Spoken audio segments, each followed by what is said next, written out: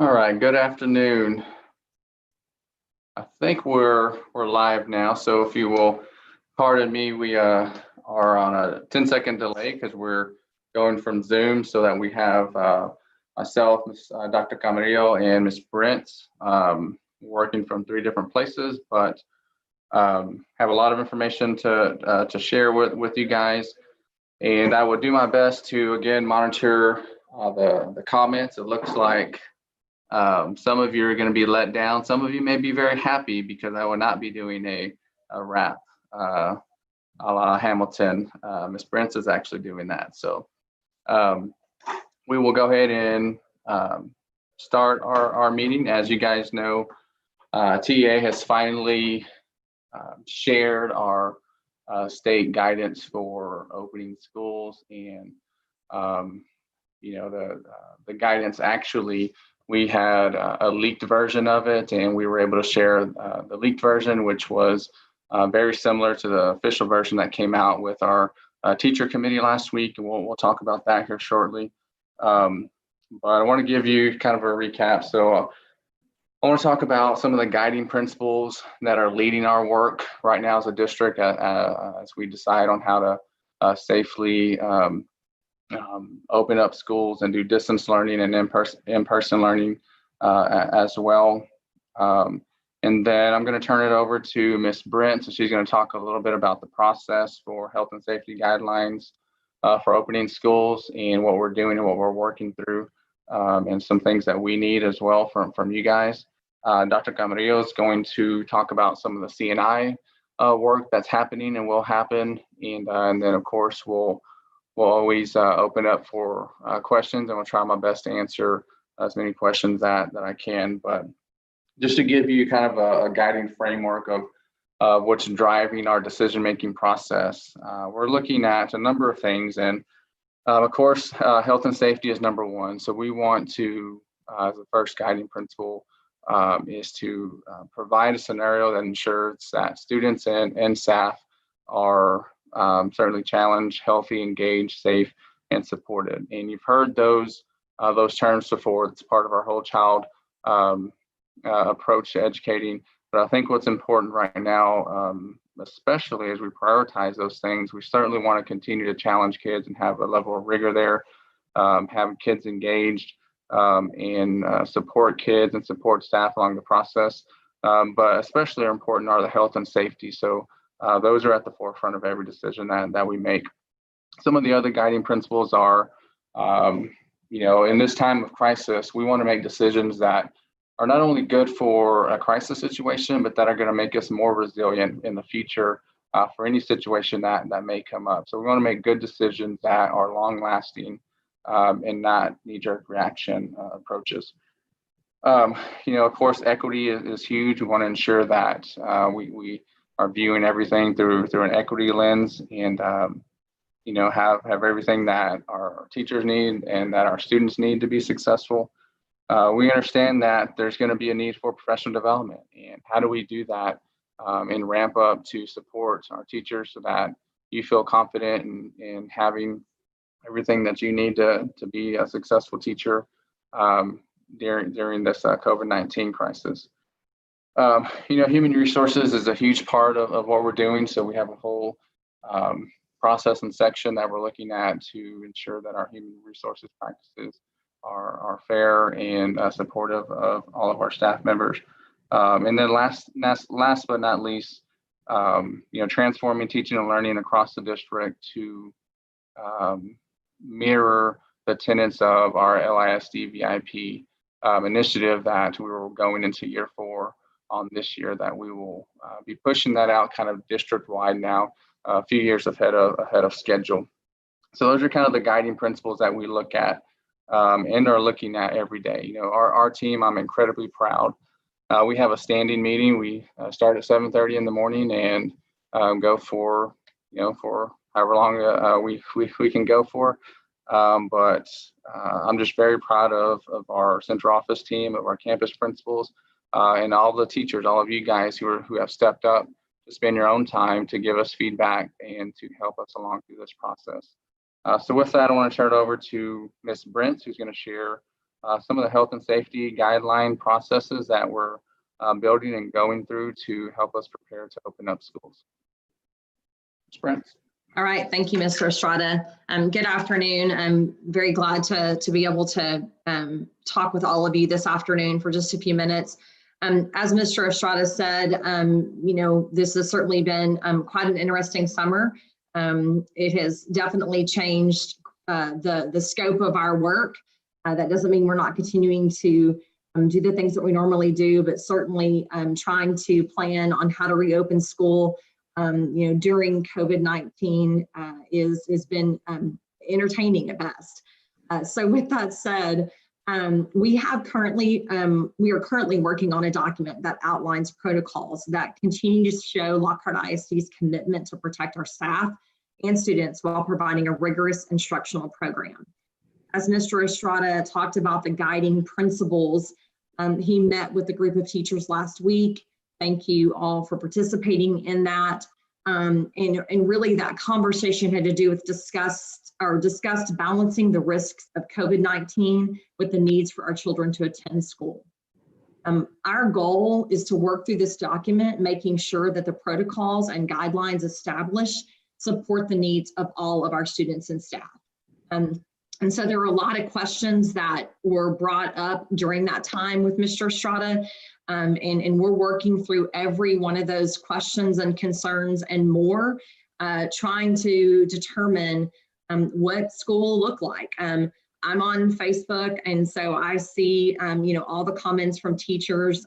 Really love all the memes, about how to keep face masks on, kindergartners, and all the things that middle schoolers are going to do with face masks and all of those things. And obviously that's our current reality. I mean, that's some of what we're going to have to deal with. But as we keep saying, as we're working through this, we're not in this alone. So everyone's going to be, be celebrating and also be dealing with, the things that come with that are going to be, harder to handle. So, we've received information from parents this summer. We received information from you through thought exchanges, and all of that information has really helped us guide us in the decisions that we're making, the protocols that we're working to establish. We also ask our parents to pre-register their children, and Dr. Camarillo is going to discuss this a little bit more in her section, but we had about 5,400 students represented in that survey. And correct me if I'm wrong, Dr. Camarillo, but about 58% of those requested face-to-face, while 42% of those wanted to participate virtually. Is that correct? It was about 54% face-to-face and 46% distance learning. Pretty accurate. Thank you. So, now to really make that happen, we need to hear from you. The commissioner of TEA yesterday made it very clear to school districts that we're going to be expected to provide on-campus instruction to any parents that request that. And so that made a significant difference in what we, our plans that we were making with principals 3 weeks ago. And so that's okay. We know it's best for our kids to be back in the building. And so we're going to do what we need to do to make that happen. But we really need the information from you as far as, how what your needs are to be able to come back to school. So we're going to send out a survey, and that survey will go out this afternoon. There are 5 questions in that survey, and they range from, I have a medically documented condition that puts me at a high risk for serious illness due to COVID-19, which would then, of course, potentially trigger an interactive ADA meeting, to I feel confident coming to work with requirements for masks, frequent hand washing, and social distancing protocols in place. So there are 5 questions. I just was giving you 2 examples of them. These questions are in a level system to allow us then to meet the specific needs of our staff, matching those requests again with the needs of our students. So again, as I mentioned, the commissioner of TEA has made it clear that we will open school. It's now our job to take the needs of our students and do our best to balance that with your concerns and state requirements. So again, I ask that you complete the survey as soon as possible. We want to be able to communicate out to everyone, including you. I know that the question we're getting from everyone is, what is school going to look like? What is school going to look like? And we want to be able to give you those answers. What's it going to look like when the kids show up on a bus, in a car? What's recess going to look like? What's lunch going to look like? All of those millions of questions. I'm on about page 18 of that document now, and many more to come, just trying to really make sure that we have a good, solid plan in place that is going to be able to not only meet the needs of students and staff, but also, again, keep everyone safe. I'll stop there, and you'll have an opportunity to answer a bunch of questions. Again, we're going to take this document. Our goal is to complete our first draft of it this week. And then we're really, next week, we're going to spend, going through, there's a teacher meeting. The next teacher task force meeting is July 16th from 1 to 3. That's going to be the bulk of that work, is really going through some pieces of that document. We're vetting that with, doctors, our attorney, other directors in the district that have, our nurse, of course, health services. So we want to make sure that whatever we put out is feasible for us to be able to implement.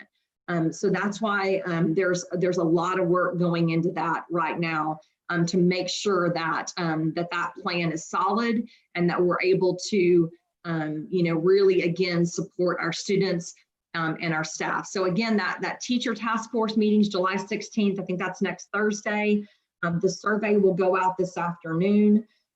So I just really encourage you all to provide us that information as soon as you can, so that then we can begin to work through that, and again, make best decisions for our students and staff. Thank you, guys. All right, Dr. Camarillo. All righty. Let me go ahead and share my screen here. I put mine just in a PowerPoint so that we can, hold on one second.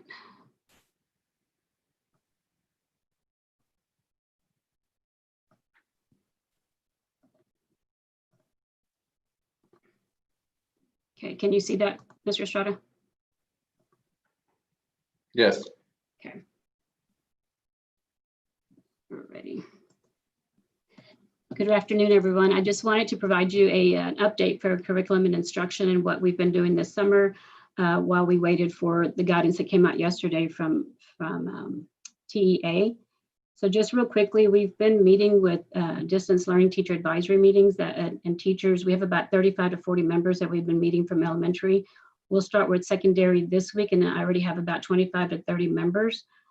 We're having our first meeting tomorrow, so if anybody else would like to join that advisory committee, our purpose for them is putting things in front of them, giving us feedback on C&I information that we have, and kind of what are their thoughts around it, leaning in on their experience from the spring. So we have that meeting tomorrow. If you're interested in participating, feel free to shoot me an email. We also had a principal retreat for 2 days where we talked with our principals and about what we were looking at going into the school year. And then we had the parent learning environment questionnaire that Ms. Brents brought up. The only other stat that I want to add to that was that of those that responded, 34% of them said that they would be putting their kids on the bus. The rest would be taking their kids to school and would not need bus transportation. The options that TEA has provided us has given us two options that we're going to roll out. One is the face-to-face instruction back in campus in the classroom. And then the other one is going to be asynchronous instruction, which self-guided with strategic synchronous instruction.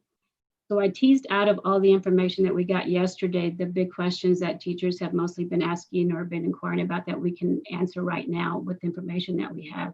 So I'm going to go through that quickly. With the asynchronous plans that we're going to submit to TA, they mostly focus on 4 key areas. They want to know about our instructional schedules. They want to know about the materials we're using for both in the classroom and remote, student progress, how that's measured, and implementation as far as how we give the information to parents and how we're training them in this whole asynchronous environment. When we look at attendance, I know some in our committee meetings, we did talk about attendance being something that was, kind of different in the spring and how we're doing it rolling forward. With the asynchronous environment, it's to be reported daily in the 1 of 3 methods that TEA has given us. One will be student progress in the learning management system. A second way could be a student progress through teacher-student interaction. On that day, they checked in with the student. And the third way could be an assignment completed and submitted that day. For student progress, our learning management systems, we're talking right now with pre-K what that's going to look like. So that's still kind of to be determined. For kinder through second, we'll continue using Seesaw. Third grade, we have Seesaw and or Google Classroom.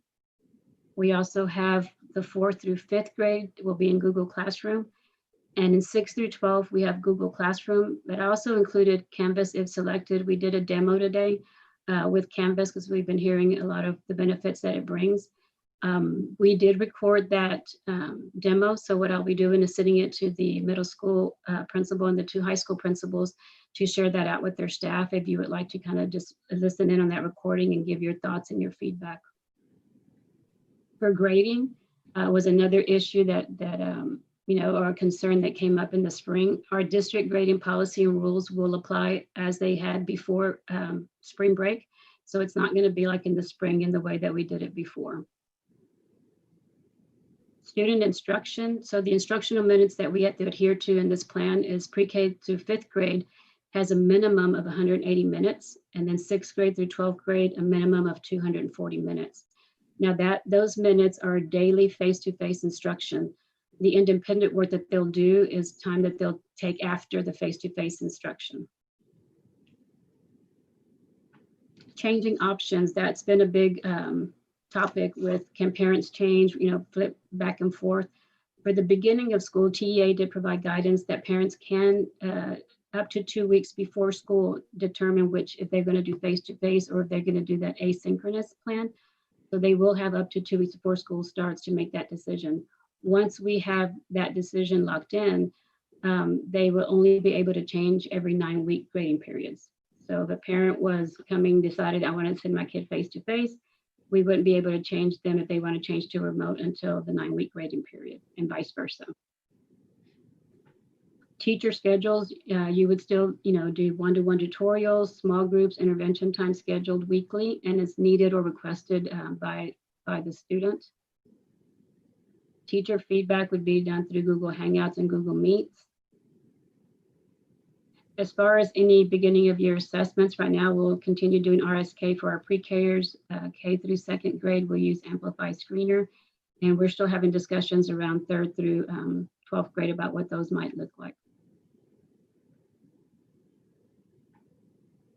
For specials and electives, for pre-K through 5, we will have no direct instruction online for music, art, PE, and GT, but we'll provide lessons in these areas, kind of like what we did in the spring. And then students may access these lessons after completing the work in the core areas. PE teachers will provide instructional videos for those students at home, and we'll again report to parents and let them know that there is a requirement on PE hours. For 6th through 8th grade, right now we're working with fine arts and CTE coordinators, so we'll give you more information as we hash that out. Same thing for 9th through 12th grade, that's to be determined. Dual credit, we're getting our plans around that. Parent training, with the first survey that we sent out this summer, 70% of the parents responded that they would like training modules or training on how to look at the different programs within Lockhart ISD that their students are using. Not so much how to use the program itself, but maybe how to determine if students have completed their assignments, or maybe how to look for grades or things like that. Special education also brings in an area that you have to think about in both, face-to-face and remote instruction. We will implement our IEPs to the fullest extent possible in the remote setting. And if implementation is a challenge, then of course we're going to meet with the parents and we're going to find our best solution, what's in the best interest of the child. And so we'll make accommodations during those meetings. The last slide I put in there is at this point, because that's exactly what we know at this point. We'll continue teasing out that information from TEA that we got yesterday. Principals, we'll be meeting with principals next week to talk about a lot of the guidance that came out. But right now, that is what we know. I did want to give a special thanks to all our teachers and our C&I team and the TIMs and the instructional coaches. And behind the scenes, they've just been doing so much work trying to get prepared for what we have to do. We read a leadership article that talked about get comfortable with messy. And that's going to be something, probably a theme this year, is we're going to have to be comfortable with that's not going to be all nice, cut and dry, but we're going to figure it out. I know TA is providing a lot of grace in the periods, that first 3 weeks of school, and how we're doing that. So I just thank you in advance for your grace and the patience that you've been given to us, especially with C&I. We'll get this figured out and we'll get a plan around it, because we're always going to put our kids first, safety, and we know we have to educate them. So we're going to do it to the best we know, to the best way we know how. And I'll pause there for any questions that I may or may not be able to answer.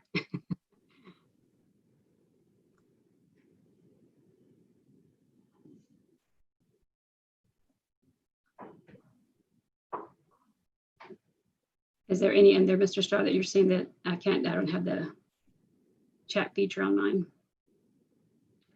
Yeah, so we'll go ahead and transition to questions, and I'll look at the questions that are there. We hope to have some things in writing in probably in a couple weeks, to where we'll be able to communicate with folks. That's the hard part. At what point do you want to do that? I can tell you, that I meet with superintendents twice a week, and there's some local districts that have already published things, and now they're trying to figure out, well, we published it, but we actually can't do that because we hadn't surveyed our parents yet. Now that we're surveying our parents, we actually can't do the models that we already published. So we want to continue to work through it and make sure that when we do publish documents, they are as close to ready as possible. But even the things that we shared today, those things are subject to change. We could continue to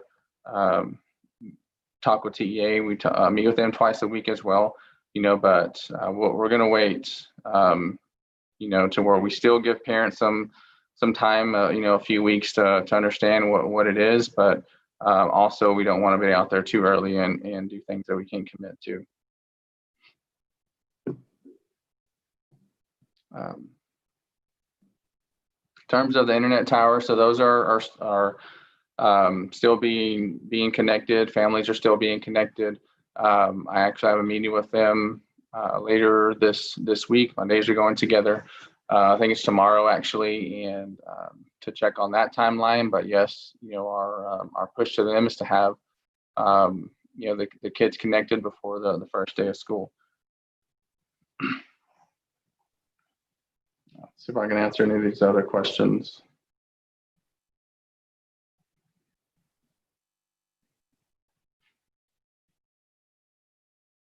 So in terms of staying home, doing sports, we're still working through that in terms of what that will look like, and kids being able to come after school to participate in sports if they're doing distance learning. Right now, it looks like we're going to try to figure out a way for that to happen, but we're still working on that.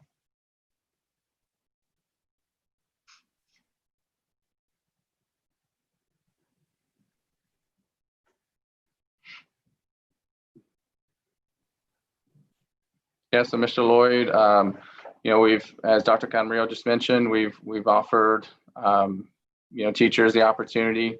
I know the meeting that we had in terms of health and safety, we have about 70 teachers on that one. They'll meet again next week. And I forget the numbers for elementary and secondary, but everyone has the opportunity, and those are the types of things that they'll be talking about. I believe secondary will be tomorrow.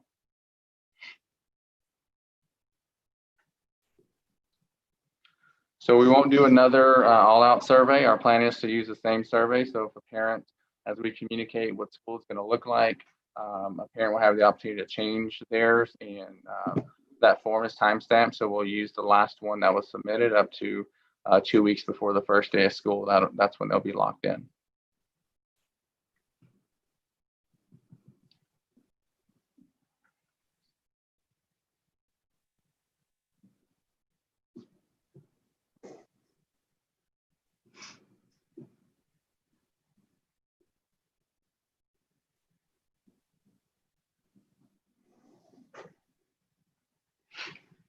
Yeah, so I see a couple questions about your kids are home. That's what Ms. Brent was referring to earlier. So that's going to be an important survey for our staff to take so that we can understand the context that your family is in, and use that information to try to develop a plan that enables us to ensure that kids are being taught, our own kids and the students of Lockhart ISD.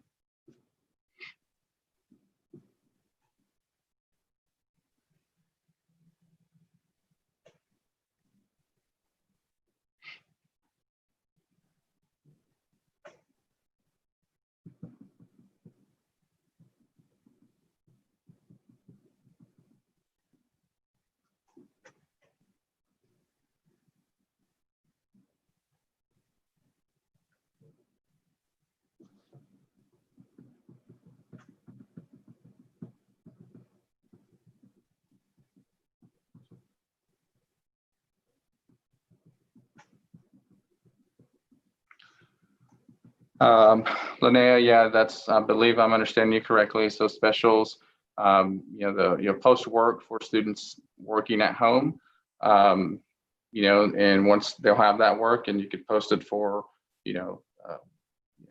a time period that you determine is appropriate, whether that's a week or 2 weeks or 3 weeks. But the focus of the special area teachers will be to ensure that the kids who are coming, 54% of the kids who are still reporting to come to school, that they're getting those special areas in their daily instruction.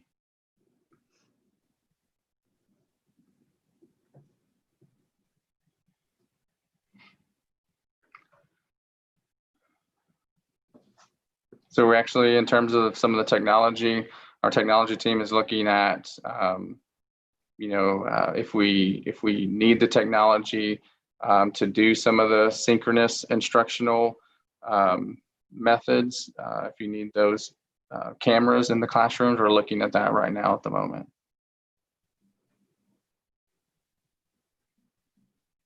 So asynchronous is essentially online learning that a kid at home can do on their own time. So you prepare the lesson, you put it in Google Classroom or what have you, and then they can do it anytime during that day. Synchronous is when you're teaching, say you're teaching at 10 o'clock, and a kid is responsible to be there at 10 o'clock with you in real time. So that's the synchronous part. And then asynchronous is kind of more flexible for that student to complete the work during the day at their own time. So right now, the calendars are still the same. So your calendar is still the same.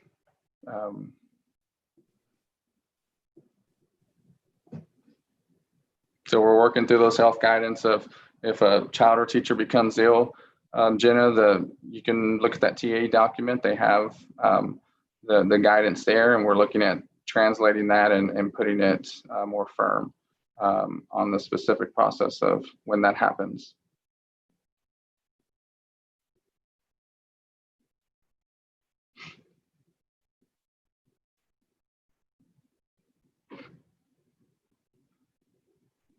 Yeah, a lot of the specific questions about quarantines, those types of things, we'll take that to our teacher committee next Thursday.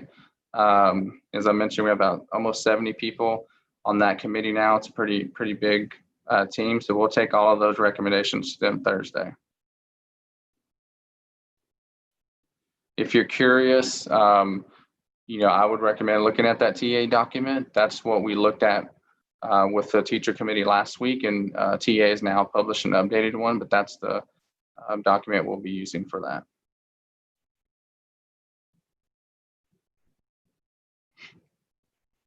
So once we have, this is why Ms. Brents was, asking for you guys to fill out that survey as soon as possible, because we really need to know that information before we can decide on face-to-face instruction in terms of your assignment for those things. So we need to understand your situation to make those decisions. But again, we want to make those decisions, rather quickly in the next couple of weeks.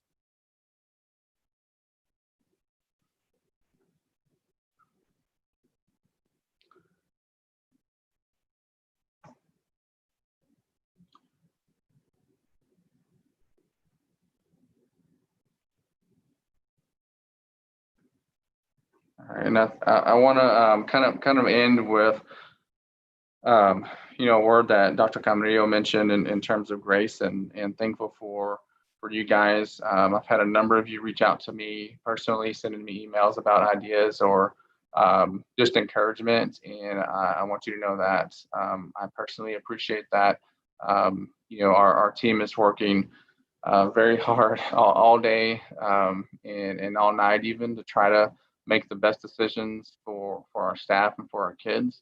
As a public school in Texas, we are directed by the Texas Education Agency and our governor. And right now that directive is to plan to open school. So our charge is to do that and to ensure that we take every step possible to make that as safe as possible for our staff, and then of course as safe as possible for our students. So we're going to continue to do that.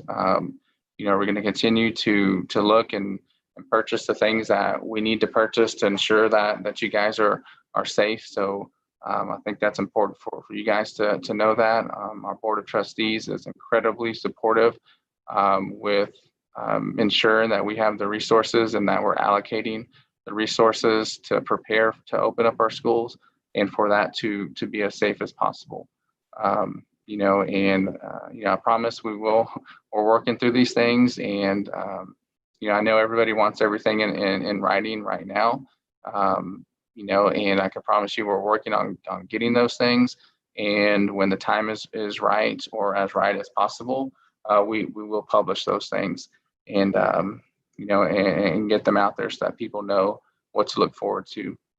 And so again, I think the big thing I was going to ask for, as a school district teacher or employee, I'm sure parents ask you a lot of questions, and I think that if you could help our parents in understanding that they have some time, they're going to have up to 2 weeks before the first day of school to change. So if they said they're going to send their child to school, but they're really nervous, let them know that they have some time to see what our plans are going to be, what it's going to look like. And if they don't feel comfortable, up to 2 weeks before school, they can change that. I think that's a big worry of our parents. I've received, I don't know, tens of 20s of emails from worried parents. I think that you showing them that that we're all in this together will go a long way for our parents. So I want to thank you for being here. We had a great 441 people watching, which is pretty much every teacher. And thank you for being engaged in this process. And we will call another meeting when we feel like we're at a good point to communicate some things again. We'll try to give you a little bit of notice on that, but just understand that if we call a meeting and it's very short notice, and we probably have something important to share and we're ready to share. So thank you guys. I'm proud to work alongside of you, and we'll be in touch soon. Thank you and have a great day.